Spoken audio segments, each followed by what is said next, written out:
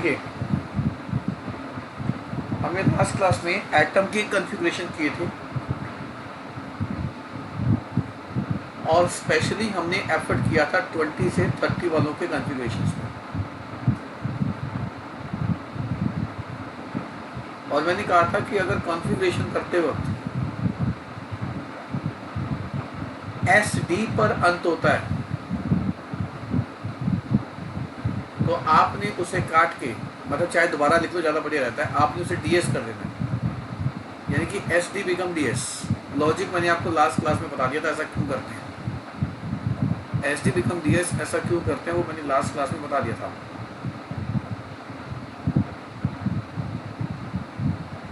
और एक बात और बताई थी मैंने आपको कि D4 आ रहा हो, आपने उससे D5 बना देना है, S का एक इलेक्ट्रॉन लेके हाफ फील्ड कर देना है, S को 1 कर देना है। और D9 आ रहा हो, आपने उससे D10 कर देना है, S का एक इलेक्ट्रॉन लेके। अगर मैं इसको पढ़ूं जो आपके सामने है, तो लॉजिकली कोई भी बच्चा इसको पढ़ेगा तो D10 S1 पढ़ेगा,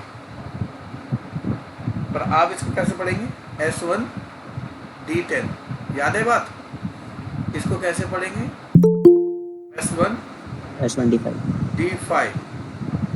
ठीक है मेरे बच्चों, तो आप इन चीज़ों पे जोर दीजिएगा, वो आपको आगे चल के हेल्प करेंगी। चलिए मॉलिब्डेनम का करते हैं। 1 2 2 3 3 4 3 4 5 4 5 6 ऐसे करते थे ना। और SPDF कैसे बढ़ते थे, अभी कुछ कार्तिक ने बोला, SS 2 बार, PS 2 बार, DPS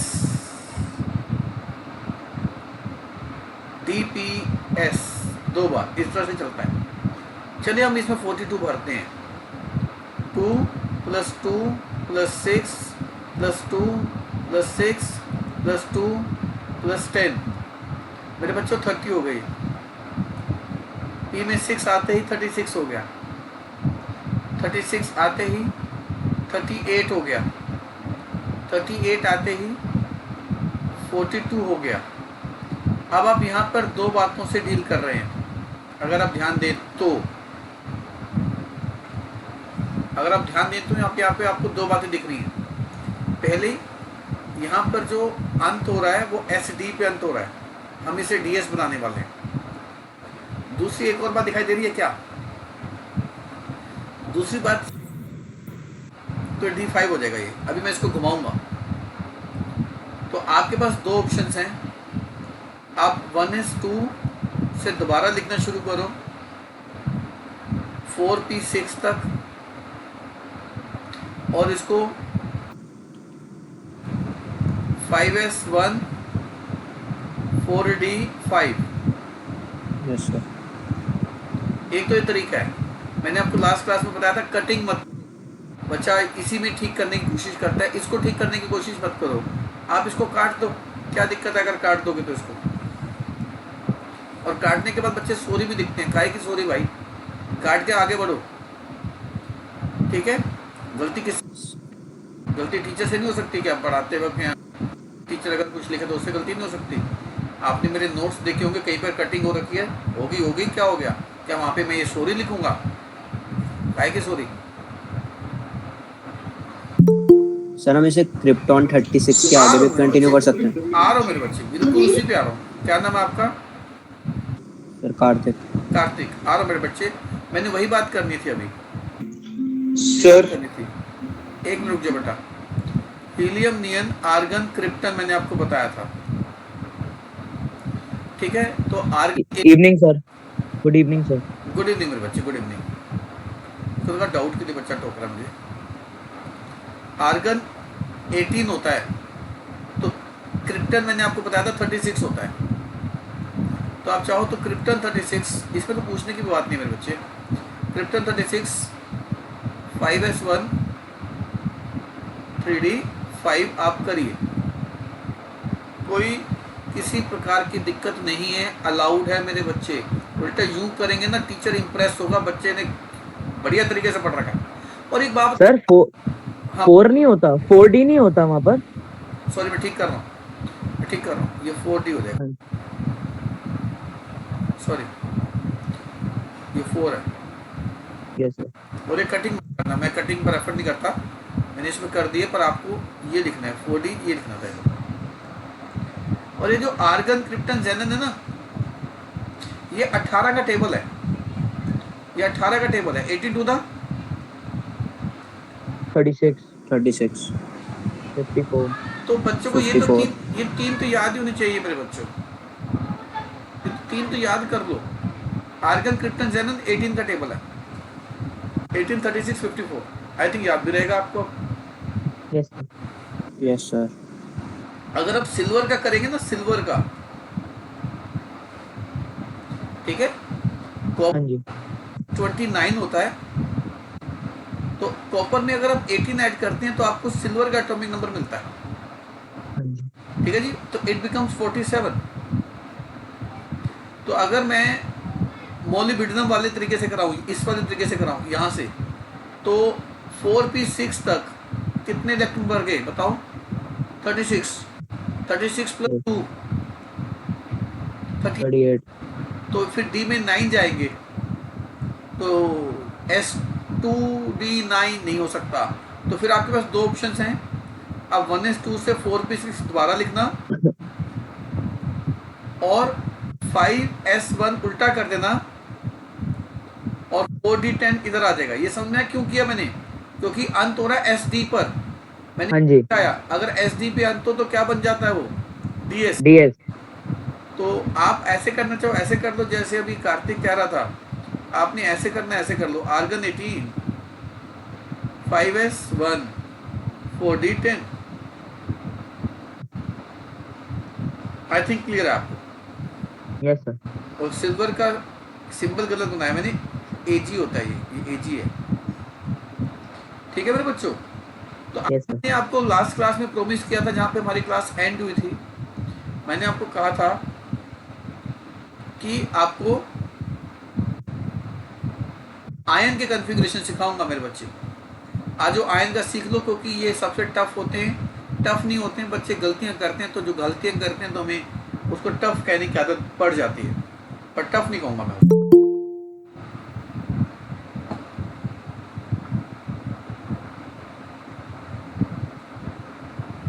चलिए आयन का करते हैं।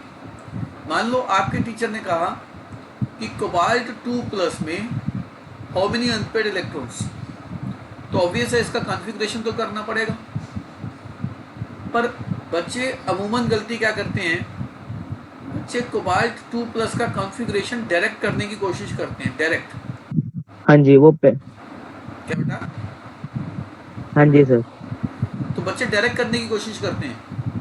तो मैं आपको स्पष्ट कर दूं, चाहे आप 11th की बात करें, चाहे आप 12th की बात करें, चाहे आप कोई एंट्रेंस एग्जाम में बैठे हों, कभी आयन का कॉन्फ़िगरेशन डायरेक्ट मत करना मेरे बच्चों, ना करना, कभी मत करना है। आप गलती कर सकते हैं। अगर मैंने एक सुधार दिया आपको यहाँ पर, तो आप, मैं उम्मीद करता हूँ मेरी बात मानेंगे। तो आप सबसे पहले किसका करेंगे? एटम का।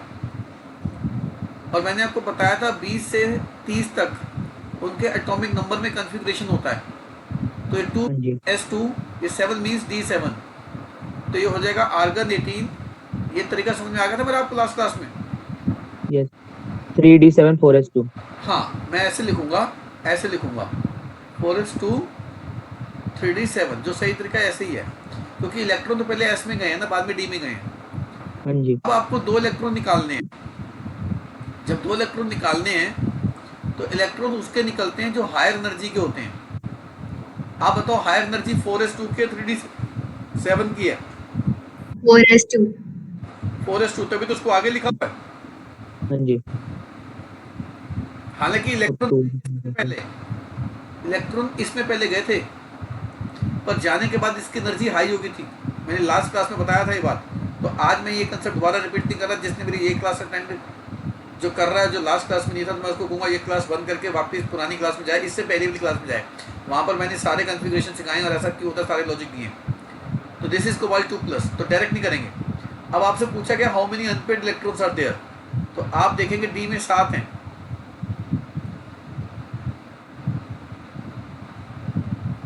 डी में 7 हैं, तो 1 2 3 4 5 6 7 अनपेड काउंट करो।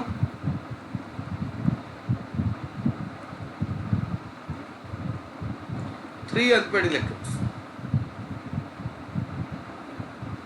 ठीक है बच्चे, चलो और करते हैं।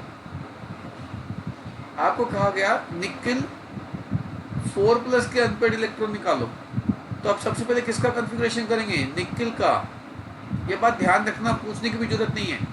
अब 28 का मतलब क्या होता है, 28 का कॉन्फ़िगरेशन होता है S2D8। 4s2 3d 4s2 3d8। हाँ, ये बहुत बढ़िया चीज़ सीख रहे हो बच्चों, आप सीख जाओगे ना तो आपको अंतर समझ में आएगा। जब बड़े बड़े इंटेलिजेंट बच्चे इसको गलत करेंगे तो आपको समझ में आएगा आपने बढ़िया चीज़ सीखी है। अब आप बताओ सबसे पहले किसके इलेक्ट्रॉन को निकालें। 4s को खाली करो, 2 खाली कर दिए, 2 और करने, 4+ है ना, तो 2 इसके निकाल दो। तो अब इसमें कितने अनपेड है, आज काउंट करते हैं।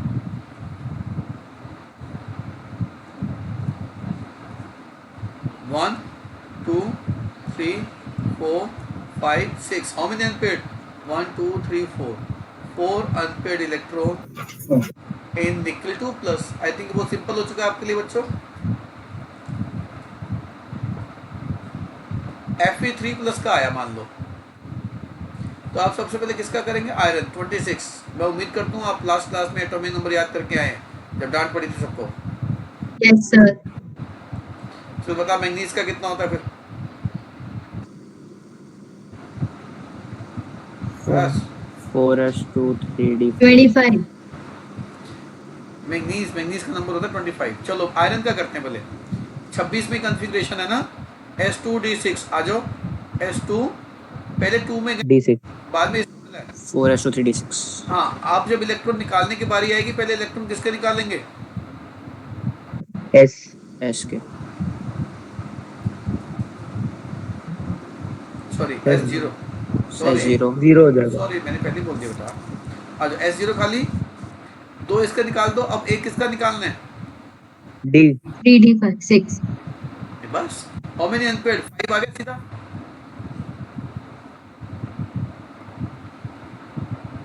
क्रोमियम 3+ में कितने अनपेड, पहले किसका करेंगे हम, क्रोमियम का 24।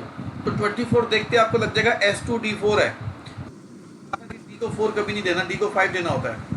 तो इसका सही क्या हो जाएगा, 4s1। 4s1 3d5। तो देखो मैंने 3d5 आपको लास्ट क्लास में क्या कहा था, आप धीरे धीरे डायरेक्ट करना शुरू हो जाएंगे, शुरुआत में दिक्कत होती है। आई थिंक अब आप कंफर्टेबल है इसमें, इजंट इट। अब क्या करेंगे, इसमें 3 इलेक्ट्रॉन निकालने हैं, एक तो इसको निकाल दो और 2 इसके निकाल दो। Finally it becomes 4s0 3d3। ठीक है मेरे बच्चों, कर लोगे। yes sir तो आपने मुझको करके दिखाना है ये। आप, मैं होमवर्क दे रहा हूँ, मुझको व्हाट्सएप पे रिप्लाई करिएगा। आपने मुझे वेनेडियम 3+ का करना है, वेनेडियम का नंबर 23। आपने मुझे कोबाल्ट 4+ का करके दिखाना है, कोबाल्ट का नंबर 27 सॉरी। आपने मुझे मैंगनीज 4+ का करके दिखाना है, उसका नंबर 25। आपने मुझे कॉपर 2+ का भी करके दिखाना है, कॉपर का नंबर 29। अब मेरे हिसाब से आप आयन का कर लेंगे, मुझे नहीं लगता कोई दिक्कत है अब आपको आयन का करने में। किसी को डाउट है तो भी बोल सकता है। चलिए गुड, कोई डाउट नहीं है तो। देखिए बच्चे, अब मैंने आपको लास्ट क्लास में एक और प्रॉमिस किया था कि हम कॉन्फ़िगरेशन और क्वांटम नंबर के क्वेश्चन करेंगे। जैसे आपको कहा गया 19th इलेक्ट्रॉन ऑफ पोटेशियम के सारे क्वांटम नंबर लिखिए। Right all quantum numbers for 19th electron of potassium. अब आर्गन 18 तक तो होता ही है, तो 4s1 हो गया ना, ये तो डी तो खाली है इसका, तो 19वां इलेक्ट्रॉन तो ये रहा। आपने इस इलेक्ट्रॉन के सारे क्वांटम नंबर लिखने हैं। तो शेल 4th, सबशेल 0, ml 0, साफ करूं माइनस साफ करूं, क्या करूं? प्लस माइनस कुछ भी हो सकता है, सर, प्लस दोनों माइनस। Plus minus. दोनों हो सकते हैं। फिर एक और क्वेश्चन है, मेरे असाइनमेंट में मिल जाएगा कि right all the quantum numbers for 12th electron silicon के लिए। सिलिकॉन का नंबर होता है 14। अब आपने ढूंढना 12वां इलेक्ट्रॉन कहाँ बैठा है। 1s2, 2s2, 2p6, 3s2, 3p2। अब 12वां इलेक्ट्रॉन तो ये रहा मेरे बच्चे। अब तो इसका शेल कौन सी है? 3rd, सबशेल 0, ऑर्बिटल 0, ml 0, मतलब ऑर्बिटल तो एक ही होता है। स्पिन क्यों लिखूं, बताओ क्या लिखूं? अब बच्चा कहता है कि सर, प्लस माइनस हाफ। बच्चा कहता है ये रहा 11वां इलेक्ट्रॉन, ये रहा 12वां इलेक्ट्रॉन, तो सर माइनस हाफ हो गया। कौन तय करेगा ये माइनस हाफ है, और कौन तय करेगा ये 12वां है? हो सकता है ये 11वां हो, ये 12वां हो, isn't it? नेक्स्ट क्वेश्चन एक और है, right all quantum numbers for 20th electron. कौन सा जी? मैंगनीज का। अब मैंगनीज का एटॉमिक नंबर आप सभी जानते हैं, 25 नंबर में ही कॉन्फ़िगरेशन छुपा है। तो ये S2 हो गया और ये D5 हो गया।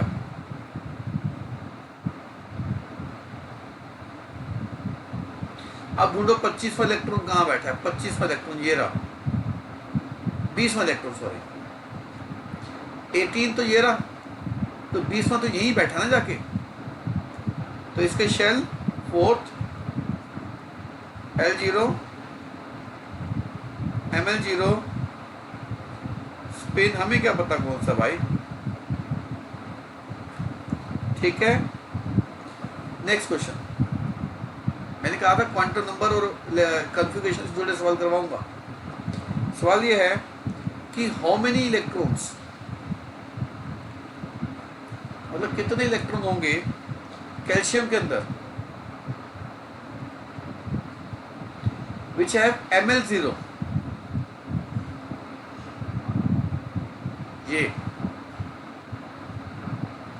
मतलब कैल्शियम में कितने इलेक्ट्रॉन जिनका ml 0 होता है। अब तो कैल्शियम होता क्या है? 1s2, 2s2, 2p6, 3s2, sir 2 electrons. 3p6 नहीं बेटा, 4s2, राइट। अब s में l कितना होता है? 0। 0 तो ml 0 हो गया। 0। तो यानी कि इस ml 0 में ये 2 इलेक्ट्रॉन है। Yes sir. अब ऐसे ही 2s2 का भी L0 है, ml 0 है, तो इस सर 12। इलेक्ट्रॉन है। और बेटा इसमें भी 2 इलेक्ट्रॉन है। हमने टोटल ml 0 के इलेक्ट्रॉन कितने हैं? 2p6 का L कितना होगा? 1। तो ml कितने होंगे? 3 होंगे ml, 3 होंगे, -1 0 और +1, तो 6 इलेक्ट्रॉन है। तो ये ऐसे भरा होगा। तो बताओ फिर ये 2 इलेक्ट्रॉन है जिसका ml 0 है। ऐसे फिर 3s2 आ गया, ml 0 हो गया, 2 इलेक्ट्रॉन है। 3p6 में L कितना है? 1, ml 3 होंगे। सर हमें इसमें देखना है, इसमें कितने इलेक्ट्रॉन होंगे? 2 इसमें होंगे, 2 इसमें होंगे, 2 इसमें होंगे। तो हमें ml 0 वाले इलेक्ट्रॉन खाने हैं। तो ml 0 में 2 इलेक्ट्रॉन है, और 4s2 में L कितना है? 0। Ml0, तो Ml0 में कितने इलेक्ट्रॉन बैठे? 2। तो काउंट कर लो टोटल कितने इलेक्ट्रॉन हैं जिनका Ml0 है। 1 2 3 4 5 12. 6 12। तो there are 12 electron in calcium which are having Ml0। तो बच्चा बोल रहा था अभी कोई डाउट, बोलो। सर मैं कह रहा था ये वाला क्वेश्चन दोबारा बता दो, मेरा डिस्कनेक्ट हो गया था। वो दोबारा नहीं कराऊंगा, आप रिकॉर्डिंग में देखना इस क्वेश्चन को, इसकी रिकॉर्डिंग ऐप में आ जाएगी। Okay sir, okay sir. ठीक है बच्चे। तो एक क्वेश्चन आपको और दे रहा हूँ, मैंने अभी आपको छोटा सा होमवर्क दिया था जो हम इसको व्हाट्सएप करेंगे, उसमें ये क्वेश्चन भी डालेंगे आप कि हाउ मेनी इलेक्ट्रॉन्स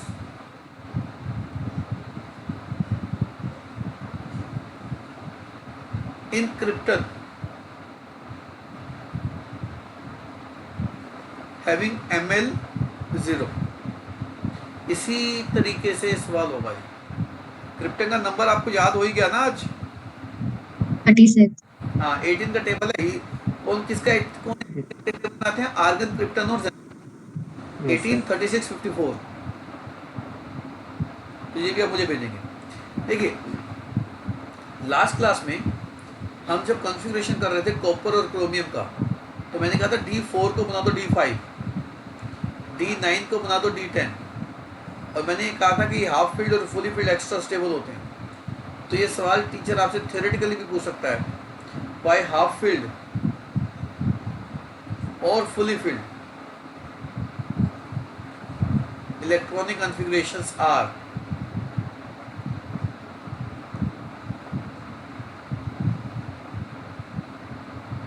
इसके दो वजह हैं कि अगर आप D5 को देखें,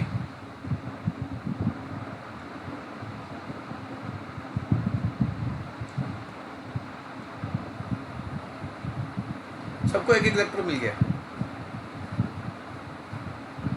अगर आप D10 को देखें,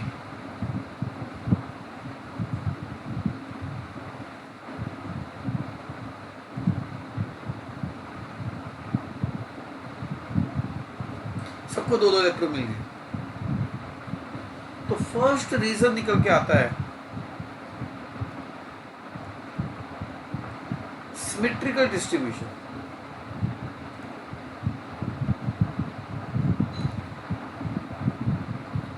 कि D5 और D10 इसमें इलेक्ट्रॉन सिमेट्रिकली बट गए हैं। मतलब D5 का मतलब क्या है? D5 का मतलब सबको एक एक मिल गया, सिमेट्री हुई ना, समानता। D10 का मतलब क्या है? सबको दो दो मिल गए, सिमेट्री होगी ना, समानता।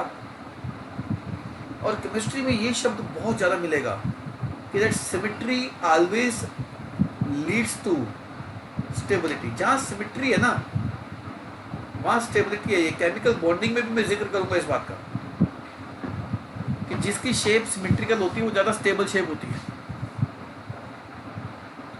और बात ये मात्र हमारे केमिस्ट्री तक सीमित नहीं है, ये बात हमारे जीवन में भी है। जहाँ सिमेट्री है, जहाँ समानता है, जहाँ इक्वालिटी है, वहीं स्टेबिलिटी है मेरे बच्चे, वहीं स्टेबिलिटी है। तो अगर समानता या इक्वालिटी हमारे घर में भी नहीं है तो हमारे घर में भी शांति नहीं हो सकती। हमारी गली मोहल्ले में नहीं है तो वहाँ पे भी शांति नहीं हो सकती। अगर हमारे शहर, हमारे देश में नहीं है, हमारे पृथ्वी पे नहीं है तो वहाँ पे भी शांति नहीं हो सकती। मतलब जहाँ पर इक्वालिटी नहीं है, सिमेट्री नहीं है, वहाँ पे शांति हो ही नहीं सकती, वहाँ पे अशांति होगी होगी। तो there has to be symmetrical distribution. आप सोचो ना, आप इतनी दूर क्यों जाते हो?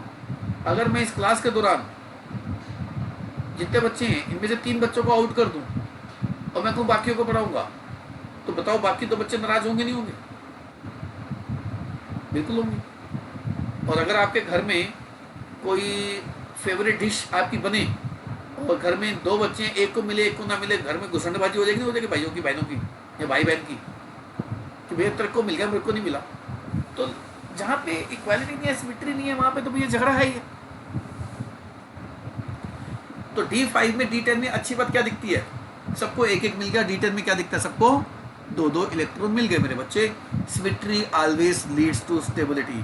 तो the first point is that half filled and fully filled are accessible due to symmetrical distribution of electron, and symmetry always leads to stability. Second point is exchange energy. मेरे बच्चे जो D5 में है ना, ये इलेक्ट्रॉन जो होते हैं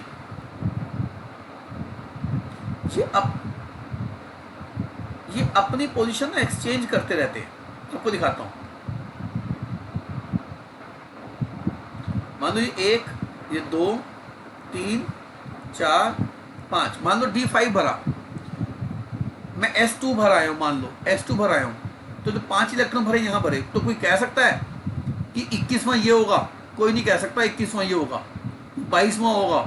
तो कोई कहे कि 23वें इलेक्ट्रॉन के क्वांटम नंबर बताओ, तो 23वां क्या ये है क्या? 23वां हमें क्या पता कहाँ बैठा है? जानते क्यों? क्योंकि ये इलेक्ट्रॉन जो सेम स्पिन के होते हैं अपनी पोजीशन एक्सचेंज करते रहते हैं. ऐसे 1, 2, 3, 4. How many exchanges are there? 4. और एक्सचेंजेस क्या हो सकते हैं? 5, 6, 7. बच्चा कहता है सर ये वाला एक्सचेंज नहीं गिना आपने. अरे गिन तो लिया मैंने. दिखाऊं कहाँ की नहीं? ये देखो, ये वाला एक्सचेंज और ये वाला एक्सचेंज एक ही तो बात हुई ना मेरे बच्चे. ये अलग अलग हुई, एक ही बात है. तो 4 + 3 हो गए. और कितने एक्सचेंज हो सकते हैं? 8, 9. वो उठ के इधर आ जाएगा, वो उठ के इधर आ जाएगा. और कौन सा एक्सचेंज पॉसिबल है? 10. तो हाफ फील्ड वाले टोटल कितने एक्सचेंजेस कर सकते हैं? हाफ फील्ड वाले टोटल 10 एक्सचेंजेस कर सकते हैं. मतलब आप ये नहीं कह सकते कि भी 21वां इलेक्ट्रॉन ये रहा, वो तो एक्सचेंज कर देते अपनी पोजीशन. और D10 कितने एक्सचेंज कर लेगा? फिर गैस कर सकते हो how many exchanges will be possible in D10? 20. बहुत बढ़िया, क्योंकि सेम स्पिन से करेगा. मतलब अगर अपवर्ड एरो तो अपवर्ड एरो से स्पिन एक्सचेंज कर सकता है, डाउनवर्ड एरो से नहीं. तो हाफ फील्ड और फुली फील्ड में मैक्सिमम एक्सचेंजेस पॉसिबल होते हैं. फुली फील्ड में मैक्सिमम और हाफ फील्ड में भी मैक्सिमम होते हैं. And exchange energy is defined as amount of energy released when electron of same spin exchanges its position within a same subshell. So greater the number of exchanges, greater will be the exchange energy and more will be the stability. तो आपने इतनी कहानी नहीं लिखनी, आपने सिर्फ इतना लिखना है कि in D5 and in D10 half filled and fully filled. D5 D10 मत करना, हाफ फील्ड फुली फील्ड लिखना बस. हाफ फील्ड फुली फील्ड तो P का भी हो सकता है, हाफ फील्ड फुली फील्ड तो F का भी हो सकता है. आपने सिर्फ इतना लिखना है in half filled and fully filled electron configuration there are maximum number of exchanges are possible of the electrons of the same spin within the same subshell, which results in the maximum stability. So exam में symmetrical distribution first reason and exchange energy second reason लिख के आ जाना. exchange energy की definition लिखने की जरूरत नहीं है, वो तो मैंने आपको बता दिया एक्सचेंज एनर्जी क्या होती है. एग्जाम में आ सकती है, एग्जाम में एक डेफिनेशन और आ सकती है. ये डीजेनरेट ऑर्बिटल्स क्या होते हैं? Degenerate orbitals are those orbitals which are having same energy present within the same subshell. जैसे D5 है, D5 है 1, 2, 3, 4, 5. तो जो एनर्जी इसकी है वो एनर्जी इसकी है, वो एनर्जी इसकी है, वो एनर्जी इसकी है. ये सब के सब कौन से ऑर्बिटल कहलाएंगे? These are degenerate orbitals. तो डेफिनेशन क्या बन जाएगी डीजेनरेट ऑर्बिटल्स की? कि that orbital of same subshell, orbitals of same subshell having same energy.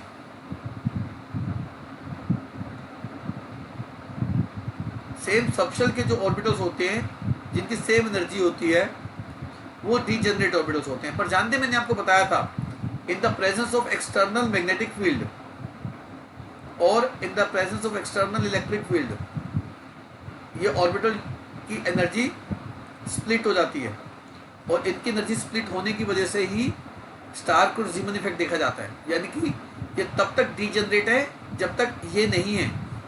As soon as this external magnetic field or electric field is applied, these degenerate orbitals will become non-degenerate. Non-degenerate. ठीक है मेरे बच्चे, तो ये भी आप कर सकते हैं। तो खैर हाफ फील्ड फुली फील्ड के बारे में तो मैं आपको पहले ही बता चुका था। तो अगर आप मेरे नोट्स देखें, अगर आप मेरे नोट्स के थ्रू जाएंगे, गो थ्रू करेंगे, तो पेज नंबर 225 पर जाइएगा। कुछ सवाल मैंने आपसे पूछे, जिसके पास नोट्स नहीं है इस नंबर पर मुझे व्हाट्सअप कर देगा, मैं दे दूंगा। अभी कहोगे मैं अभी भेज दूंगा, कुछ नए बच्चे अगर ज्वाइन किया किसी ने तो। ठीक है बच्चे, तो ये आपको इजीली पेज 225 पर जो मैंने नोट्स दिए हैं, आप इनको क्वेश्चन दिए, आप इनको ट्राई कर सकते हैं। क्वेश्चन नंबर 9 है, क्रोमियम 3+ के अनपेड इलेक्ट्रॉन निकालने हैं, कॉपर 2+ के अनपेड इलेक्ट्रॉन निकालनी है। तो मैंने आपको होमवर्क भी दिया शायद।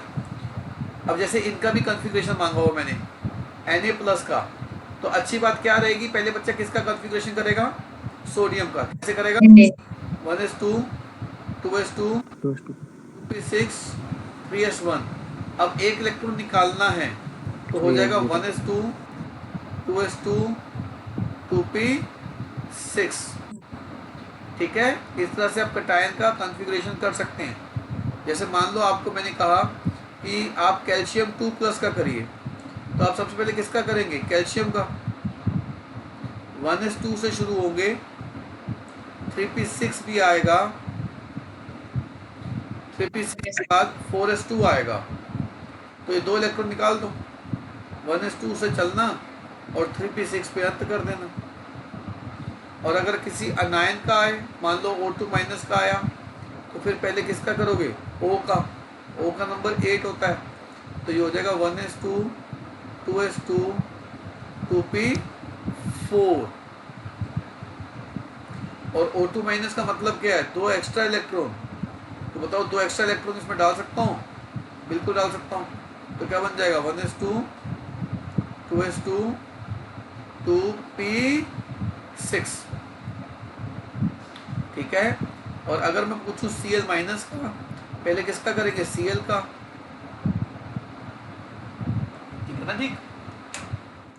Cl में Cl का करेंगे, Cl का कैसे करेंगे, 1s2 2s2 2p6 3s2 3p5। अब आपने एक इलेक्ट्रॉन डालना है एक्स्ट्रा, वो इसमें जा सकता है, p5 p6 हो सकता है। तो 1s2 से चलिएगा और 3p6 पे इसका अंत कर दीजिएगा। कोई डाउट है तो बोल सकते हैं आप, जल्दी से बताइए। ठीक है, फिर नेक्स्ट क्वेश्चन ट्राई करते हैं। फिर नेक्स्ट क्वेश्चन है पेज नंबर 226 पे 26 पे, कि right the atomic number whose outermost electrons are 3s1। कह रहा है जिसके लास्ट में 3s1 आता है उसका एटॉमिक नंबर लिखो। तो अब 1s2 से चलो 3s1 तक आओ, टोटल 11 इलेक्ट्रॉन भर दिया आपने। अब बताओ 11 एटॉमिक नंबर किसका होता है, सोडियम। सोडियम। इससे आसान सवाल क्या बन सकता है, कहता है जिसके लास्ट में 2p3 आता हो उसका एटॉमिक नंबर बताओ। तो 1s2 से चलो 2p6 1s2 2s2 2p3। तो टोटल कितने इलेक्ट्रॉन भरे आपने, 7 7 इलेक्ट्रॉन नाइट्रोजन नाइट्रोजन। होता है। ये तो बहुत आसान क्वेश्चन है। 3p5 किसके अंत में आएगा, 1s2 अभी किया मैंने थोड़ी देर पहले, क्लोरीन। 3s2 17 3p5, तो क्लोरीन हो सकता है, 17 हो गया, नहीं हो गया। ठीक है, आप बता सकते हैं 4p5 किसके अंत में आएगा, गैस कर सकते हैं। बताओ मुझे, दे रहा हूँ मैं आपको 1 मिनट दे रहा हूँ, 1 मिनट बहुत होता है आपके लिए, ट्राई करके बताओ।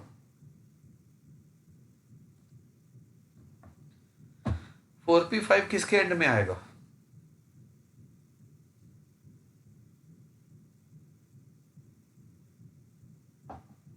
हरिया 36th element. किस में आ रहा है बच्ची? सर जिसका एटॉमिक नंबर 36 होगा. Yes sir.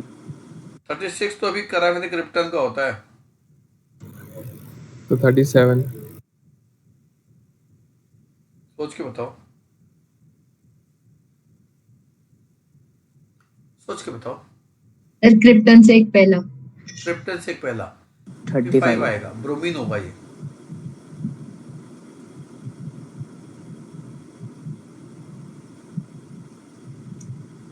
ठीक है मेरे बच्चों, यस सर। चलिए